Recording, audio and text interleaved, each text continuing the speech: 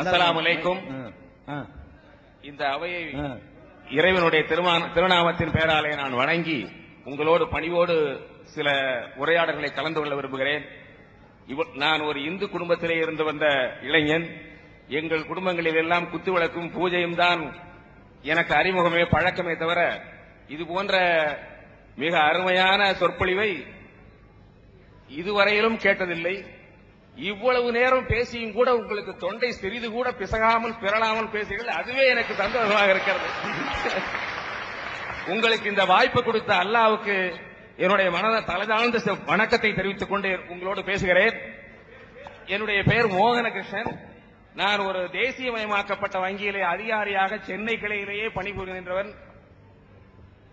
அதுக்குள்ள கொடுக்க என்னுடைய கேள்வி, இந்து மதம் கூட சுவாமி விவேகானந்தர் இடத்திலே சொல்கிறார், யார் இந்த உலகத்துக்கு உன்னை முதலாக அறிமுகப்படுத்தி வைத்தாலோ, யாரை இழந்து விட்டால் மீண்டும் பெறவே முடியாதோ அவளுக்கு பெயர்தான் தாய் என்று இந்து மதம் சொல்கிறது.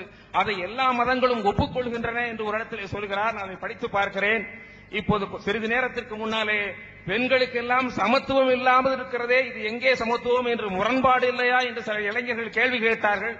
அந்த பகுதியிலே இருந்து மகளிர் அணியிலே இருந்து கூட அதற்கு கேள்வி வந்தது. அதற்கு இஸ்லாத்திலே ஒரு இடத்திலே வருகிறது, ஹதீஸ் என்று நினைக்கின்றேன். காக்கா அவர்கள் சொல்லிக் கொண்டிருந்தார், சொர்க்கத்தை தேடி அலைந்து கொண்டிருக்காதே, உன் தாயின் காலடியிலே கிடக்கிறது என்கிறது இஸ்லாம். மகளிருக்கு தாய்க்கு கொடுத்த மிக மகத்தான அது ஒரு உயர்ந்த எவரெஸ்ட் சிகரம் போன்ற உயர்ந்தது அல்லவா? அதற்காக நான் இஸ்லாத்தை வணங்கி பாராட்டுகின்றேன். இன்றைக்கு இந்திய உலகத்திற்கு, இந்திய துணைக்கண்டத்திற்கு மிக மிக தேவையானதெல்லாம் சமத்துவம், சமாதானமும். அதை காசு கொடுத்து எந்த கடையிலே வாங்கிக் கொள்ளலாம் என்ற நிலைமையிலே இன்றைக்கு இருந்து கொண்டிருக்கின்றோம். மீண்டும் தமிழ்நாட்டிலே அறிஞர் அண்ணா அவர்கள் முதலமைச்சராக வந்ததற்கு பிறகு கலப்பு திருமணத்தை கொண்டு வந்து சாதி ஒழிப்பை கொண்டு வந்தார்கள். அதற்கு பின்னாலே வந்த அருமையான முதலமைச்சர் டாக்டர் கலைஞர் அவர்கள் கூட அதை பின்பற்றுகிறார்கள். கல்லூரிகளிலும், பொறியியல் கல்லூரிகளிலும், மருத்துவக் கல்லூரிகளிலும் கலப்பு திருமணம் செய்ததன் மூலமாக பெற்ற குழந்தைகளுக்கு முன்னுரிமை கொடுப்பதற்கு என்பதற்காக ஒரு 5-10 சீட்டுகளை உருவாக்கி இருக்கிறார்கள். அதற்கு பிறகும் கூட ஒரு IAS அதிகாரி, என்னுடைய நண்பர், அவருடைய பெற்றோரை கட்டி வைத்து மரத்திலே அடிப்பதற்காக தயாராகி கொண்டிருந்த போது அந்த IAS அதிகாரியால் ராமநாதபுரம் மாவட்டத்தில் சின்ன உலகாணியில் அவர் அறிஞராக இருந்த காரணத்தினாலே தடுக்க முடியாமல் திரும்பி வந்திருக்கின்றாரே. இந்து மதத்திலே சனாதன தர்மங்கள் எல்லாம் இருக்கின்றன. அந்த சனாதன வருணாசிரம தர்மத்தை ஒழிப்பது எப்போது என்றெல்லாம் என் நெஞ்சம் குமருகிறது. நான் தலித்தாக இல்லாவிட்டால் கூட என் தலித்தாக இருந்த இந்த நண்பன் பாதிக்கப்பட்டிருக்கிறானே, அந்த பெற்றோரை காப்பாற்ற முடியாமல் திரும்பி வந்திருக்கிறானே, அந்த IAS அதிகாரி, அந்த நாடு அவனுக்கு என்ன பதில் சொல்ல போகிறது என்ற வருத்தத்தோடு இஸ்லாமிலே இந்த கடமைகள் எல்லாம், இந்த சனியன்கள் எல்லாம் இல்லாமல் இருக்கிறேன். அதற்காக நான் இஸ்லாத்தை தலைவணங்கி பாராட்டுவதற்கு கடமைப்பட்டிருக்கின்றேன். மீண்டும் என்று சொல்ல விரும்புகிறேன், அன்புள்ள நண்பர்களே, மேலவளவு படுகொலை விடவா இந்த நாட்டிற்கு வெட்கக்கேடு வந்திருக்க வேண்டியிருக்கும் நினைக்கிறீர்கள்? ஒரு வெற்றி பெற்ற பஞ்சாயத்து தலைவர் படுகொலை செய்யப்பட்டு அவனுடைய இளம் மனைவி கட்டி கதறி துணிந்து அவனுடைய மயிர் கட்டிடங்கள் எல்லாம் ரத்தம் தோய்ந்து கிடந்தனவே, அதை பார்த்துவிட்டு சும்மா இருக்கின்றார்களே இந்த நாடு. அதை விடவா வெட்கக்கேடு இந்த தமிழ்நாட்டுக்கும் இந்திய துணைக்கண்டத்துக்கு வேண்டும் என்று நினைக்கிறீர்கள்? இஸ்லாம் அதை அடியோடு ஒழிக்கிறது இல்லையா? அதற்காக இஸ்லாத்தை பாராட்டுகின்றேன். அருமை நண்பர்களே, இந்திய உலகத்திற்கு இன்றைய தேவை இஸ்லாம். இஸ்லாம் இந்த மண்ணுக்கேற்ற மார்க்கம் இஸ்லாம். ஏனென்றால் இந்த நாட்டுக்கு சமாதானம் வேண்டும், இந்த நாட்டுக்கு சமத்துவம் வேண்டும்.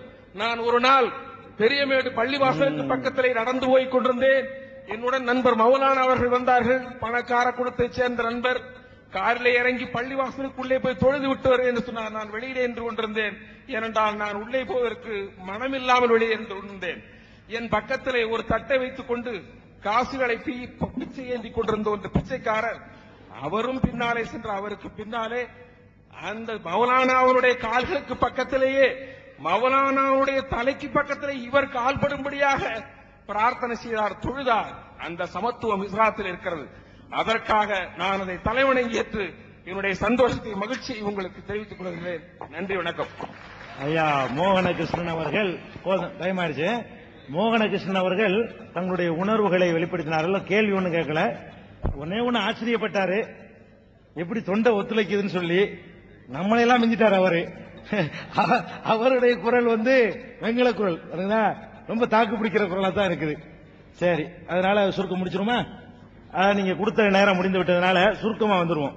அன்புள்ள சகோதரர்களே, இந்த நிகழ்ச்சியில நீங்க நிறைய பேருக்கு மனக்குறை இருக்கு, கேள்வி கேட்க முடியலங்கிறது. நீங்க என்ன கேட்பீங்கன்னு எங்களுக்கு தெரியாது, தெரிஞ்சு நாங்க அலட்சியப்படுத்தல, வழங்குதா?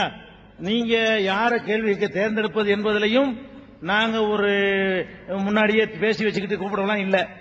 எந்த மாதிரியும் கேட்கறதுக்கு தான் அந்த நிகழ்ச்சி நடத்தணும். எப்படி இருந்தாலும் சிலருக்கு மனக்குறை வரத்தான் செய்யும், அது முடியாது. கேள்விகளுக்கு தெரிந்து கொள்வதற்கு உங்களுக்கு வாய்ப்பாக எல்லாருக்கும் உங்களுக்கு கார்டு தர்றோம், அட்ரஸ் எழுதி கார்டு. அந்த கார்டுல சாப்பிட்டு போகும்போது அந்த இடத்துல உங்களுக்கு சாப்பாடு பரிமாற இடத்துலயே எங்க அட்ரஸ் போட்டு உங்கள்ட்ட கார்டு தந்துருவோம். நீங்க கேள்விக்கு தெரிஞ்சுக்கிற நோக்கம் தானே. இந்த சபையில கேட்க முடியாத ஒரு வருத்தம் இருக்கும், அதுக்காக நாங்க மன்னிப்பு கேட்டுக்கிறோம். முடியாத காரணத்தினால வேற ஒரு நோக்கத்துல நாங்க ஒதுக்கல. நான் இப்ப 5 மணி வரைக்கும் எனக்கு பிரச்சனை இல்ல. பலருடைய மனநிலையை கவனித்து தான் இந்த முடிவுக்கு வந்திருக்குது. உங்களுடைய கேள்விகளுக்கு வந்த மறுநாள் பதில் எழுதுவோம். 2 நாள்ல உங்களுடைய எந்த கேள்வியா இருந்தாலும் ரிட்டர்ன்ல உங்களுக்கு பதில் வரும். கேட்கிறவங்க தயவு செய்து அதை பயன்படுத்திக்கிறங்க. 2வது அறிவிப்பு என்னன்னா, இந்த சபையில பேசும் பொழுது நானும் மனிதன் தான். மனிதன் என்ற முறையில சில வார்த்தைகள் கூடுதலாக குறைவாக யாராவது புண்படுற மாதிரி வருத்தப்படுற மாதிரி எல்லாம் வந்திருக்கும், வராமையெல்லாம் இருக்காது. வரலன்னா நான் மனசே இல்லைன்னு போயிருவேன். அப்ப மனிதன் என்ற முறையில அது மாதிரியான தவறுகள் நிகழ்ந்திருக்குமானால் அதற்காகவும் உங்களுடைய மன்னிப்பை நான் கேட்டுக்கிறேன்.